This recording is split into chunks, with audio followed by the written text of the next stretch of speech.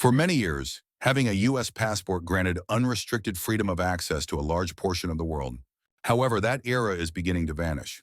Why are nations that used to welcome American tourists suddenly closing their borders? Is it economic or political? Or are we seeing a worldwide change in how the U.S. is viewed overseas?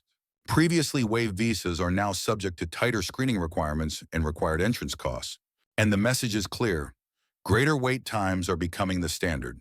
The playing field for travel is leveling out here. 10 nations where Americans must now obtain a visa as the welcome mat is gradually being removed. Number 3, Brazil.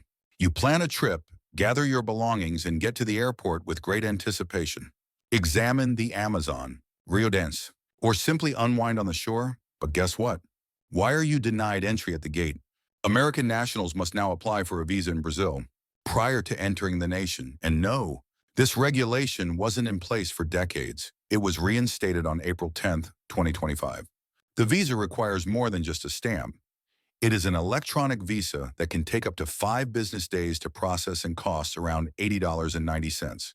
The most absurd aspect is that only a few years ago, Americans were exempt from the necessity for a visa. Brazil abandoned the need in 2019, but changed its mind. Why is it now changing its policies to be more reciprocal and maybe strengthening international regulations? Therefore, you should double-check that digital paperwork before dreaming about Carnival, since being caught off guard could result in you having to pay to cancel your holiday. Number 2, United Kingdom. When you arrive at Heathrow, all set to enjoy tea in Covent Garden and snap photographs near Big Ben. However, something has changed. Americans are now need to apply for an ETA in the United Kingdom. Prior to arrival, an electronic travel authorization, this new rule, which is mandatory, began to take effect in 2024 and will prevent entry by 2025.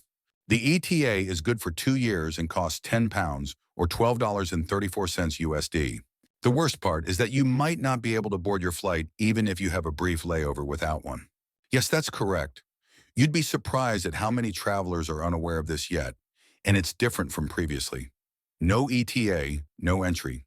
The UK's ancient streets are no longer automatically accessible to Americans. London was always thought of by tourists as a place to simply jump across the pond, but that is no longer the case. Please remember to subscribe before we continue, since it enables us to provide you with enlightening updates like this one. Prior to being caught off guard at the airport, Americans must apply for ETS in order to enter 30 European nations by the middle of 2025.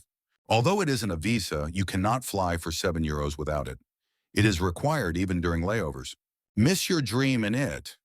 You'd be surprised at how many Americans are unaware that a trip to Europe could end at the airport gate. Number 1, European Union. Schengen area. You've always wanted to go around Europe on foot, perhaps beginning in Italy and traveling by Spain, Belgium chocolate tasting, and concluding beneath the Eiffel Tower. Everything is prepared, including flights, baggage, and packing, until a single little item throws everything off. At that point, Americans will require EDAS in order to enter the Schengen region of the European Union, the European System for Travel Information and Authorization. It works even if it's not a visa.